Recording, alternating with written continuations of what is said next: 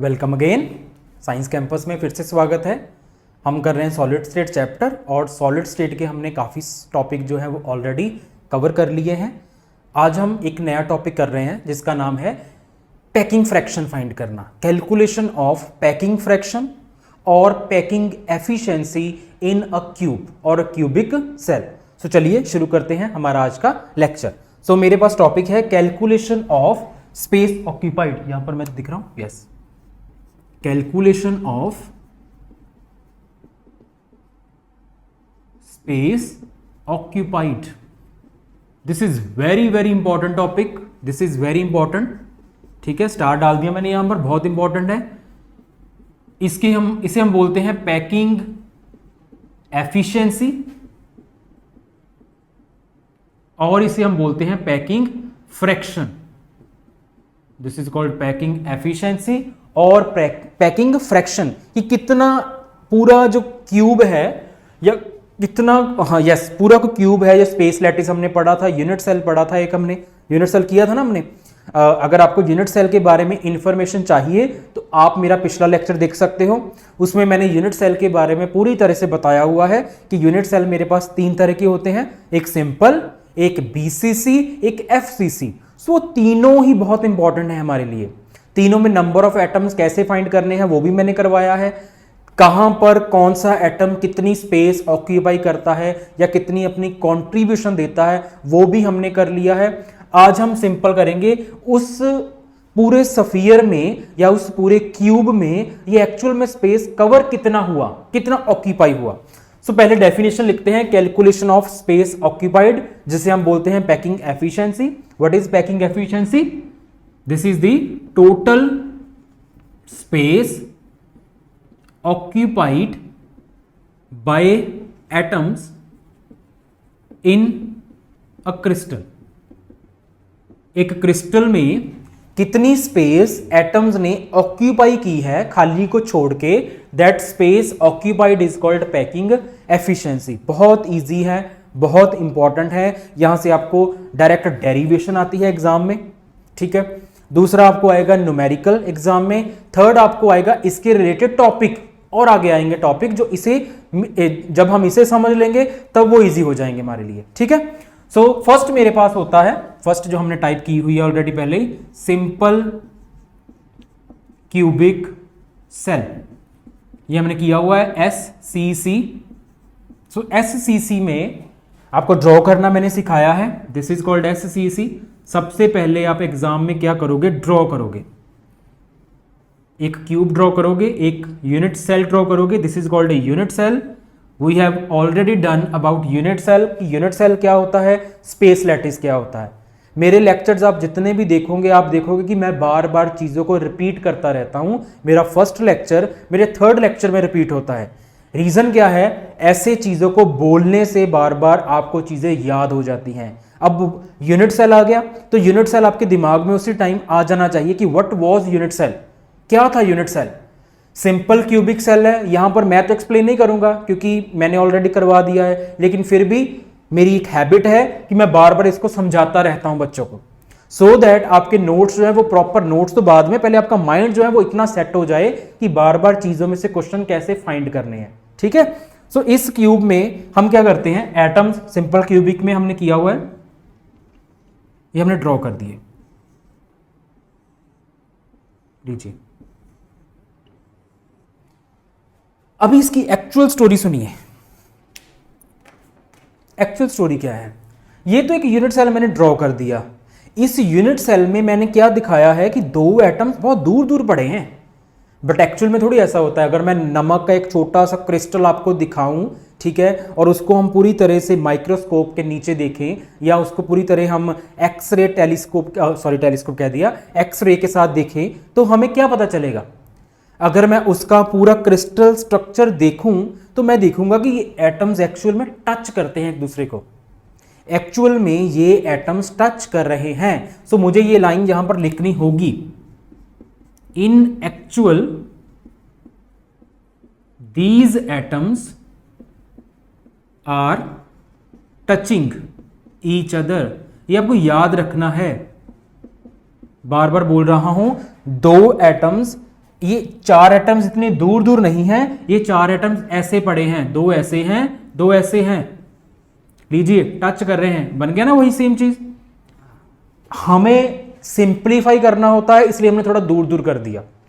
अब एक क्यूब है, क्यूब की सभी साइड्स इक्वल होती हैं। अगर इस साइड का नाम ए है तो ये भी ए होगी, ये भी ए होगी एंड सारी साइड्स ए होंगी। बट मैंने कहा है कि इस साइड ए के ऊपर ये 2 एटम्स आपस में तो टच कर रहे हैं। सो मैं अगर टच करते हुए दिखाऊं तो ये तो मैंने अभी भी बोला कि ये ए है पूरी, ये साइड का नाम है ए।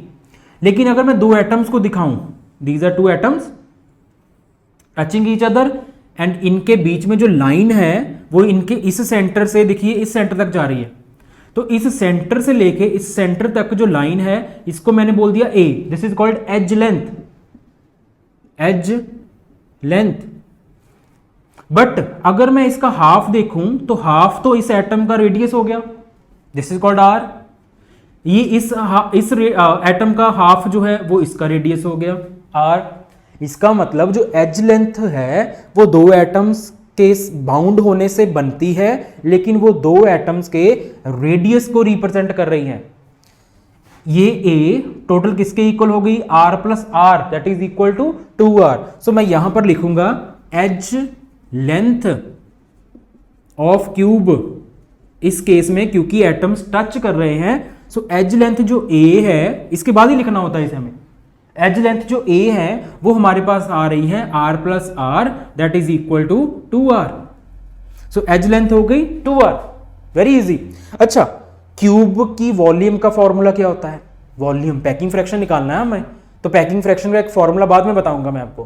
पहले हम इसको सिंप्लीफाई कर लेते हैं कि 3 चीजें आपको पहले क्या लिखनी होती हैं।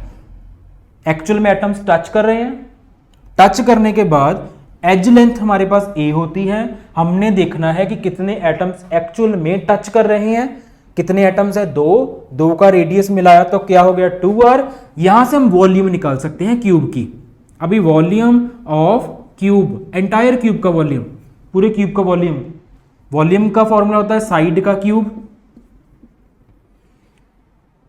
अभी वॉल्यूम आ गया हमारे पास, ठीक है। साइड कितनी है a, that is called a का क्यूब, एंड a क्या है मेरे पास 2r, सो 2r का क्यूब। एंड 2r का क्यूब क्या हो गया 2 3 2 2 4 4 2 8 एंड r का क्यूब r का cube. So this is called number 1। इसे मैंने नंबर 1 दे दिया, मैंने सॉल्व कर लिया सिंपली कि मेरे पास इस केस में क्यूब का वॉल्यूम 8r क्यूब के इक्वल आ रहा है। यहां तक क्लियर है सभी को? आई होप सभी को क्लियर होगा। मैंने यहां कुछ नहीं किया, मैंने सिंपली वॉल्यूम का फॉर्मूला लगा के वॉल्यूम निकाल लिया क्यूब का, डन। अभी हमने यहां पर किया हुआ है, पहले मैं साफ कर देता हूं यहां पर।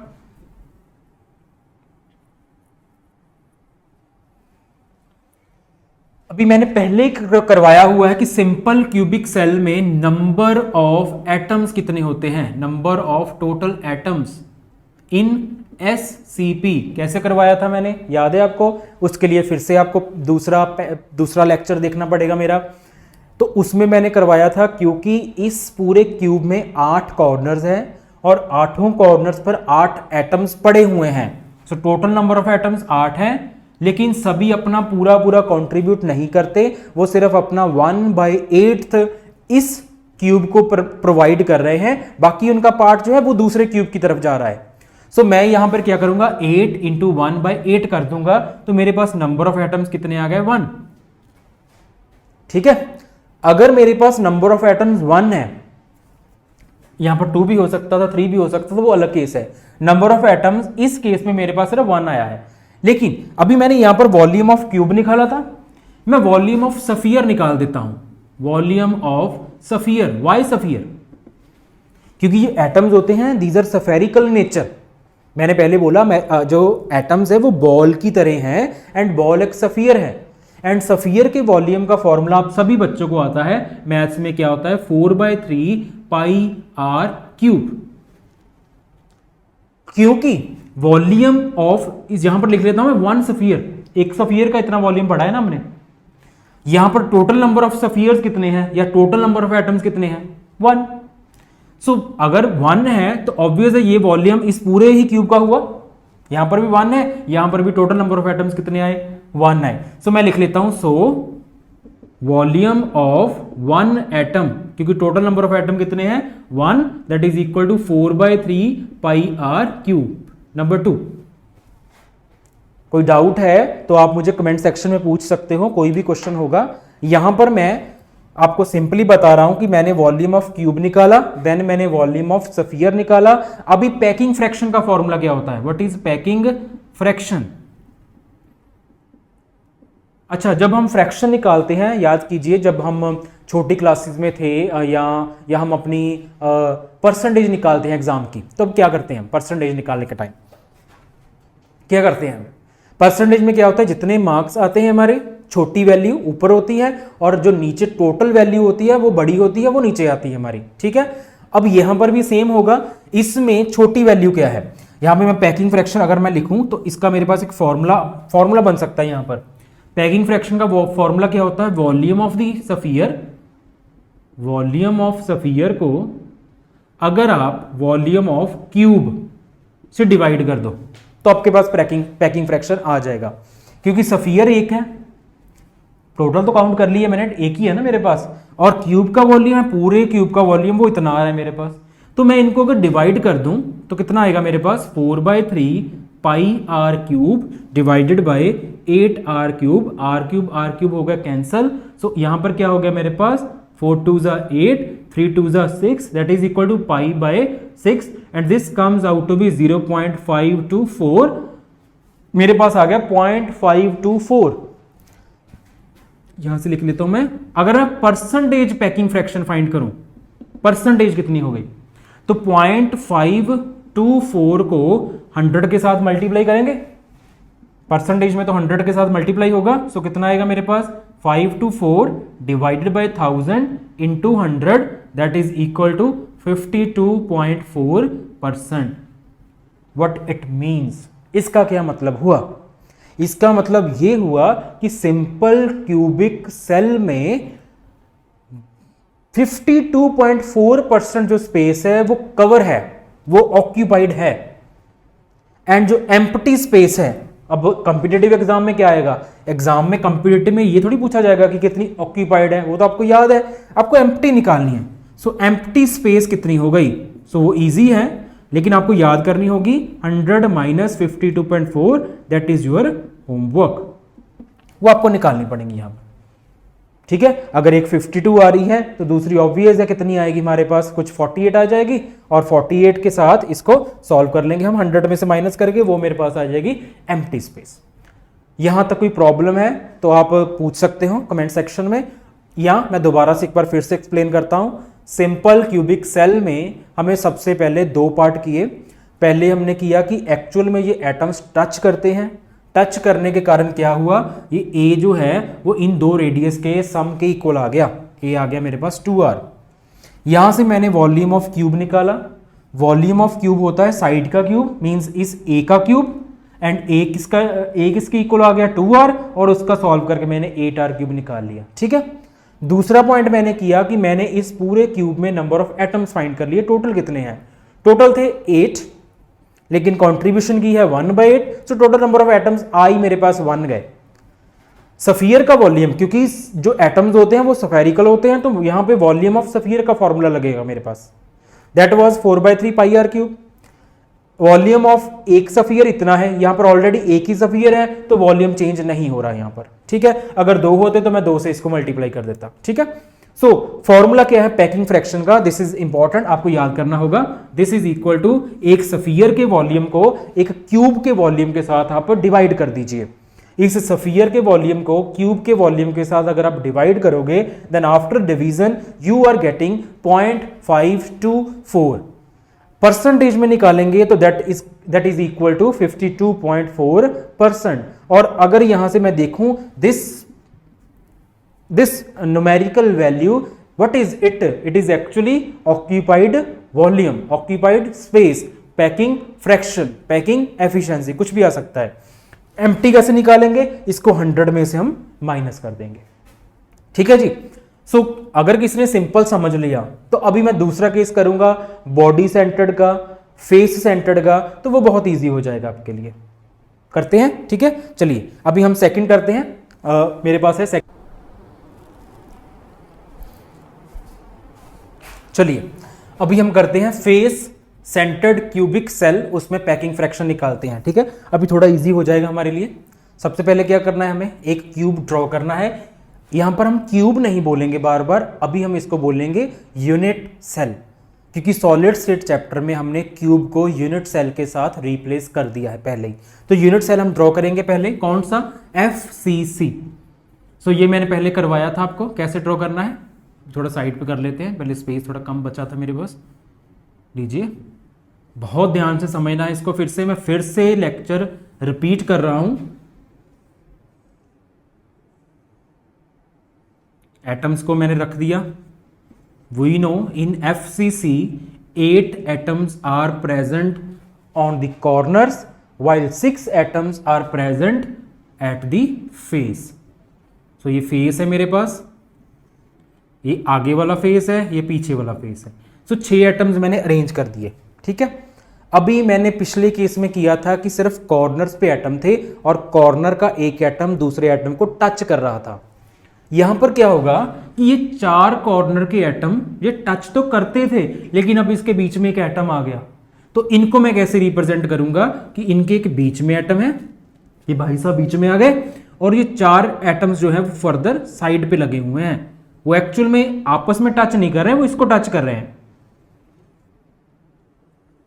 लीजिए, ऐसे है, ऐसे ही है ना। अगर मैं इसको कंप्रेस कर दूं, इस ऊपर वाली लेयर को, 2 एटम यहां पर रख दूं, 2 एटम यहां पर, तो कुछ ऐसा स्ट्रक्चर बन जाएगा मेरे पास। और इस स्ट्रक्चर में एक्चुअल में कितने सफियर्स टच कर रहे हैं वो देखना है हमें। एक्चुअल में कितने सफियर है, we know this layer is called A, this is called A, this is also called A. यहां पर मैं देख रहा हूं कि ये 3 सफियर डायरेक्टली एक दूसरे को टच कर रहे हैं, यहां से लेकर यहां से और यहां से, ठीक है। ये टच कर रहे हैं, इसको आपस में ऐसे लिख दिया मैंने। फिर मैं क्या करता हूं, इन दोनों को ऐसे कर सकता था, फिर मैं ऐसे कर सकता था, या सिंपली मैं क्या करता हूं, अभी आपको थोड़ा इजी कर लेता हूं। इन दोनों को देखिए और इन दोनों को, अभी कंफ्यूज नहीं होना, ये दोनों आपस में टच कर रहे हैं थोड़ा थोड़ा, इसके कारण अभी पूरा नहीं टच कर रहे, लेकिन इन दोनों के बीच में जितना डिस्टेंस है उसे मैंने क्या लिखा है, ए, दिस इज कॉल्ड ए। इन दोनों के बीच में जितना भी डिस्टेंस है उसे भी मैं क्या लिखूंगा, a. But this is not a, क्योंकि इसमें 3 सफियर्स हैं जो टच कर रहे हैं आपस में। सो मैं नाम दे देता हूं इसको, this is called A, this is called capital B, this is called capital C. मेरे पास एक राइट एंगल ट्रायंगल ड्रॉ हो गई, और इस राइट एंगल ट्रायंगल में मैं अगर देखूं ए और सी में 3 सफियर हैं, लेकिन रेडियस कितने आ रहे हैं अभी मेरे पास। एक तो रेडियस हो गया इस एटम का आर, एक दिस रेडियस हो गया आर, एक ये वाला रेडियस, एक ये वाला रेडियस। सो टोटल मेरे पास कितने रेडियस हो गए, 4। सो यहां पर मैं क्या लिखूंगा, पहली लाइन मैंने क्या सिखाई थी, इन एक्चुअल सफियर्स और atoms are touching each other, क्योंकि एटम्स टच कर रहे हैं एक्चुअल में। सो मैं लिखूंगा यहां पर जो ए सी है that is equal to 4r। जो ए सी है वो 4r के इक्वल है। मत ए सी मुझे नहीं चाहिए, मुझे चाहिए ए, छोटी ए, क्योंकि लास्ट टाइम मैंने किया था कि मैंने क्या निकालना है यहां से, वॉल्यूम ऑफ क्यूब। मेरा पहला टॉपिक था वॉल्यूम ऑफ क्यूब निकालना, एंड वॉल्यूम ऑफ क्यूब मैंने पहले बोला क्यूब नहीं बोलेंगे, अभी बोलेंगे हम unit cell. Volume of cube का क्या फॉर्मूला था, साइड का क्यूब, एंड साइड को क्या लिखते हैं, ए, और ए का क्या कर दिया मैंने, क्यूब। अभी मैंने ए निकालनी है यहां से, कैसे निकालें, in right angle triangle A B C, in right angle triangle A B C क्या हो गया मेरे पास, इस ट्रायंगल में क्या हो रहा है, अगर मैं थ्योरम लगाऊं तो मैं देखूंगा जो AC है, AC square that is equal to AB square plus BC square. But AC square, square इधर आके क्या हो गया, पूरा सॉल्व करवा रहा हूं मैं, ठीक है। स्क्वेयर यहां पे क्या हो गया, अंडर रूट किसका, AB square plus BC square. Now what is AB, here AB is A, again BC is called A, so यहां पे हो गया मेरे पास A square plus A square root that is equal to 2A square root that is equal to root 2 and square cancel A। So ये मेरे पास आ गया AC is equal to root 2A, AC is equal to root 2A, but यहां पर AC था 4R, यहां पर AC आ रहा है रूट 2A, यहां से मैं क्या निकाल सकता हूं, AC cancel, so 4R is equal to root 2A from 1 and 2, from 1 and 2 AC cancel, 4R is equal to root 2A and A कितना आ रहा है, यहां से A आ रहा है मेरे पास 4R डिवाइडेड बाय 2, यहां से 4 कितना आ रहा है, सॉरी A कितना आ रहा है 4R डिवाइडेड बाय रूट 2। सो इस वैल्यू को, 3 वैल्यू को, जो थर्ड वैल्यू मेरे पास A की आ रही है उसे मैं यहां सब्स्टिट्यूट कर दूं, इजी है, यहां पर लिख देता हूं volume of cube. So from 3 मेरे पास क्या आ रहा है, volume of cube is equal to A cube that is equal to 4R root 2 cube. Solve कैसे करेंगे हम, 4 3 मल्टीप्लाई किया हमने कैसे, 64 R क्यूब एंड यहां पर क्या आ गया 3 बार रूट 2, रूट टू क्या होता है, कुछ बच्चे मेडिकल के होते हैं उन्हें मैथ्स नहीं आती है, मैथ थोड़ी बहुत ही आपको सीखनी पड़ती है। Root 2 into root 2 that is 2 into root 2, so 2 32, so this is equal to 32 R cube divided by root 2, this is called volume of cube. मेरे पास आ गया नंबर 4, सिंपल डन। सो यहां से मैंने क्या किया, सफियर्स टच कर रहे थे, टचिंग के कारण AC मैंने निकाल लिया यहां से 4R, AC 4R की इक्वल था, AC मुझे नहीं चाहिए, मैंने क्या किया कि ट्रायंगल ड्रॉ कर दी, राइट एंगल ट्रायंगल, वहां पे थ्योरम लग गई मेरे पास, और उसमें क्या था AC square hypotenuse square that is equal to perpendicular square plus base square. So यहां स्क्वायर अंडर रूट हो गया, वैल्यूज पुट की मैंने और यहां पे मैंने सॉल्व कर दिया, यहां से सॉल्व करके मैंने A निकाला, ठीक है। कैसे A निकाला, यहां पर भी AC की वैल्यू कुछ आ गई, यहां पर भी AC की वैल्यू कुछ आ गई, AC को सॉल्व करके A निकाल लिया मैंने, सो AC खत्म। A की वैल्यू यहां पर पुट कर दी वॉल्यूम ऑफ क्यूब में, पुट करने के बाद सॉल्व किया तो ये मेरे पास वॉल्यूम ऑफ क्यूब आ गया। अभी दूसरा जो है पार्ट वो तो बहुत ईजी था, वो तो मैंने पहले करवाया आपको, वो कैसे करेंगे अब हम, इसको साफ कर देते हैं, ये तो नहीं चाहिए हमें अभी, है ना, तो इसको भी साफ कर देते हैं। तो कैसे करेंगे अब हम वो,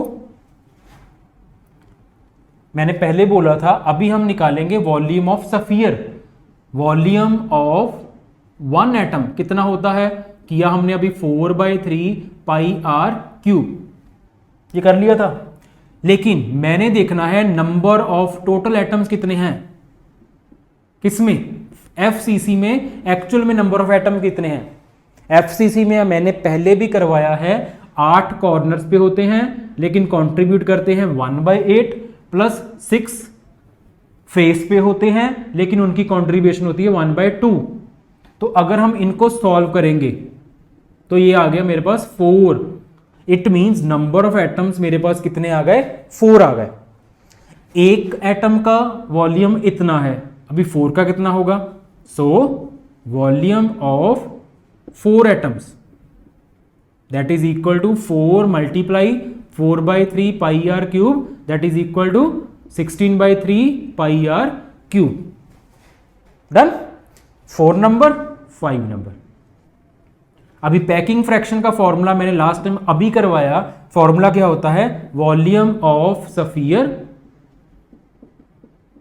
divided by volume of cube.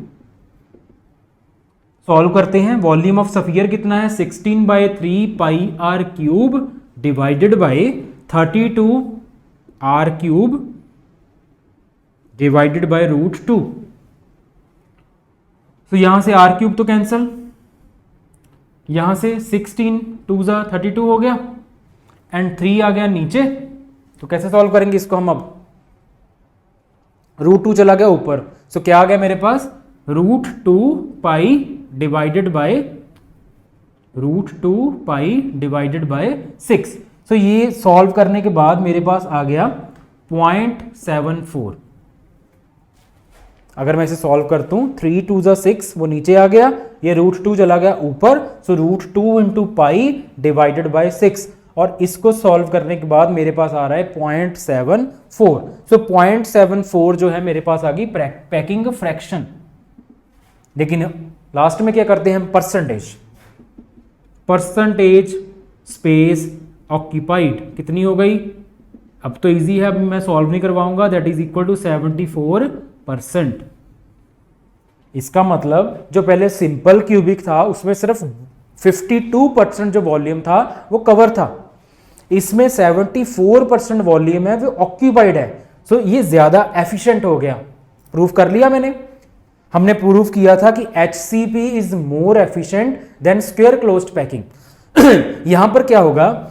आप बोलोगे सर HCP तो लिखा नहीं यहां पर। एक्चुअल में आपको याद रखना है जो FCC होती है वो HCP भी होता है, वो CCP भी होता है। इन तीनों की पैकिंग फ्रैक्शन सेम होती हैं, FCC की, HCP की और CCP की। CCP is called cubic closed packing, जिसको मैंने लिखा था ABC ABC ABC। HCP को मैंने क्या लिखा था? AB AB AB। इन तीनों की क्लोज्ड पैकिंग सेम होती हैं, वो कितनी होगी? 74% होगी। This is answer. Any doubt? So दोबारा से देख लेते हैं। ये मैंने सॉल्व करवा दिया आपको पहले ही। यहां से मैंने A निकाल के ये वॉल्यूम निकाल लिया। सफियर एटम का वॉल्यूम, सफियर का वॉल्यूम फॉर्मूला हमें पता है, लेकिन मुझे यहां पर टोटल नंबर ऑफ एटम्स निकालने पड़ते हैं। वो मैंने कैसे निकाले? ऑलरेडी हमने कर लिया है। ये 4 आ गया। एक एटम का वॉल्यूम इतना है, 4 एटम का वॉल्यूम इतना आ गया। पैकिंग फ्रैक्शन का फॉर्मूला अभी हमने किया, वैल्यूज पुट की, आंसर सॉल्व हो गया। इतना करने के बाद अभी मेरा थर्ड जो लेक्चर होगा, जो थर्ड मेरा टॉपिक होगा बॉडी सेंटर्ड में पैकिंग फ्रैक्शन, वो तो आप खुद ही कर सकते हो। अभी वो इतना इजी हो जाएगा, वो आप खुद कर सकते हो।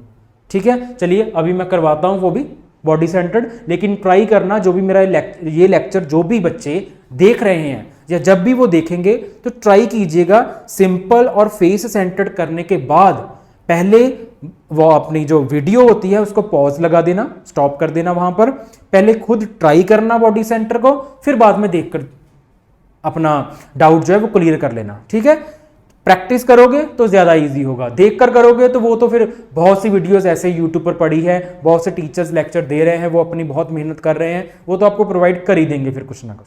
ठीक है, सो यहां पर मैं थर्ड टॉपिक करूंगा अभी, body centred cubic cell.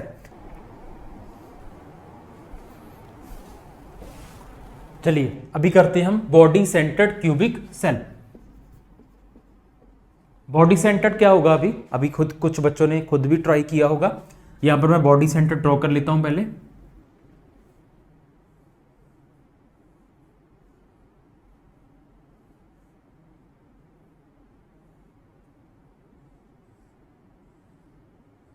Body centre में वही 4 atoms, sorry 8 atoms at the corners, 1 is at body centre. अब यहां पर तो बहुत पंगा पड़ गया, यहां पर थोड़ी सी गड़बड़ भी हो रही है। कैसे करेंगे अब इसे हम सॉल्व, है ना? कैसे करेंगे अब हम?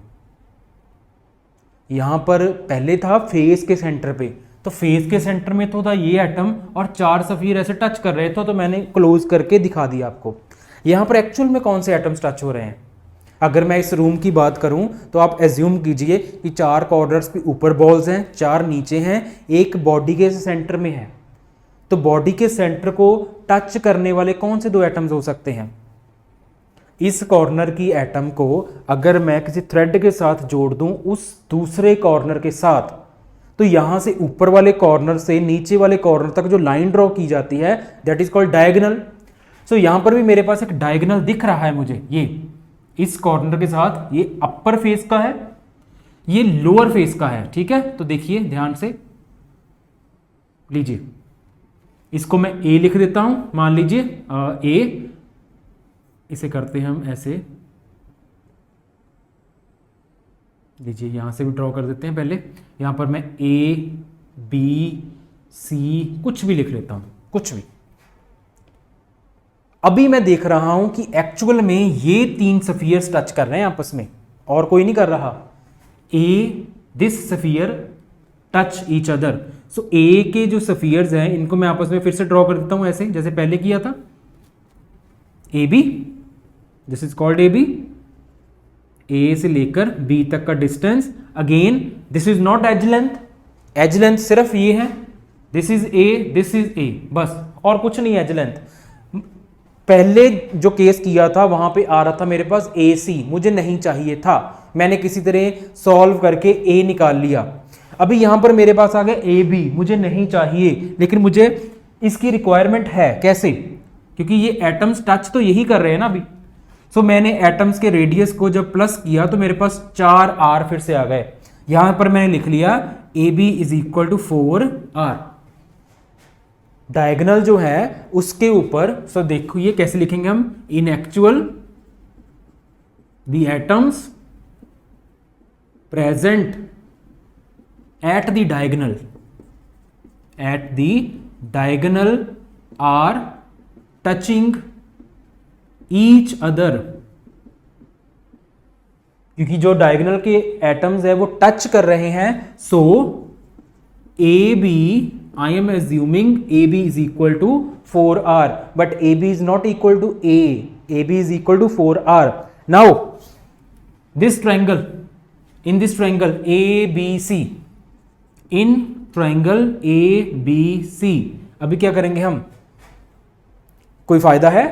कोई फायदा नहीं। अच्छा, ऐसा कर सकते हैं, इसको हम D नाम दे दें। ये भी A है, ये भी A है। ऐसा तो हो सकता है ना कि पहले हम इस ट्रायंगल को सिलेक्ट कर लेते हैं, in triangle A B D, A D C, sorry, in triangle A D C. इस ट्रायंगल में क्या हो रहा है, सेम पहले की जैसी राइट एंगल ट्रायंगल हमारे पास ड्रॉ हो रही है, जिसमें ए सी का स्क्वायर कैसे आ गया, A C square is equal to A D square plus D C square, and A D क्या है, ए और a, this is called a square plus a square that is equal to 2a square that is equal to root 2a। A C वहां shift कर दिया हमने square, सो क्या बन गया मेरे पास, root 2a square. Easily solve कर दिया मैंने इसे, जो मैंने पहले सॉल्व करवाया हुआ है। सो ए सी आ गया मेरे पास, so A C is equal to root 2 into a. Done. A C भी है, ए बी भी है। अभी मेरे पास ए बी भी है और ए सी भी है। क्या निकाल सकते हैं हम, बी सी। वो पहले क्या है, ए है। तो मैं क्या करूंगा अब कैसे सॉल्व करेंगे हम, सोचिए, जैसे मैंने पहले एफ सी सी में किया था, हम ए बी इस ट्रायंगल में से दोबारा निकाल लेते हैं। इन ट्रायंगल, अब क्या होगा, in triangle A B C, A B square is equal to A C square plus C B square. Simple, A B है मेरे पास, ए बी ही यहां से निकाल लिया, ए बी स्क्वायर, स्क्वायर इधर हो गया, रूट। सो ए सी कितना है मेरे पास, अभी निकाला मैंने, ए सी है root 2a, root 2a whole square plus C B कितना है, ए का स्क्वायर, टोटल का रूट पहले ही है। तो इसको सॉल्व किया, क्या आ गया मेरे पास, square cancel, 2a square plus a square root 2 that is equal to 2 plus 1 3a square root that is equal to root 3 into a. कोई डाउट है तो कमेंट सेक्शन में लिख दीजिए प्लीज। यहां पर मैंने ए बी निकाल लिया, रूट 3a, यहां पर ए बी आ रहा है 4r, number 1 number 2, from 1 and 2, from 1 and 2 4r is equal to root 3a। A B के साथ ए बी हो गया कैंसल। सो यहां से मैंने क्या निकाल लिया, a is equal to 4r divided by root 3। So मेरे पास ए की वैल्यू आ गई, नंबर 3। इजी। सबसे पहले हमने क्या किया, बॉडी सेंटर्ड, डायगोनल पे 3 एटम्स थे, तीनों आपस में एक दूसरे को टच कर रहे हैं, तीनों के टच करने के बाद जो उनकी लेंथ है total, that is not edge length, that is diagonal की टोटल लेंथ ए बी, उसे मैंने लिख लिया 4r।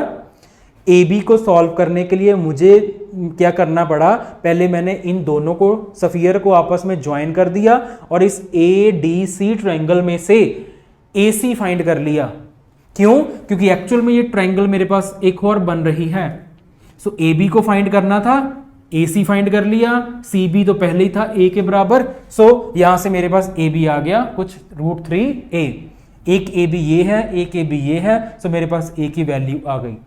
यहां से हम क्या निकालते हैं, we have done volume of cube, and cube को क्या बोलते हैं, unit cell, that is equal to A cube, that is equal to 4r by √3 का cube, that is equal to 60, यहां से लिख लेते हैं 64r क्यूब बाय 3√3, ऐसे होगा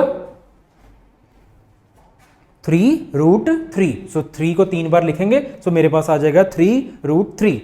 अभी यहां तक अगर आपने लिख लिया है तो पहले लिख लीजिए, फिर मुझे साफ करना पड़ेगा यहां से, आगे का टॉपिक फिर करेंगे इसके बाद, टोटल पैकिंग फ्रैक्शन। ठीक है, यहां तक डन है। चलिए अभी आगे लिखते हैं हम।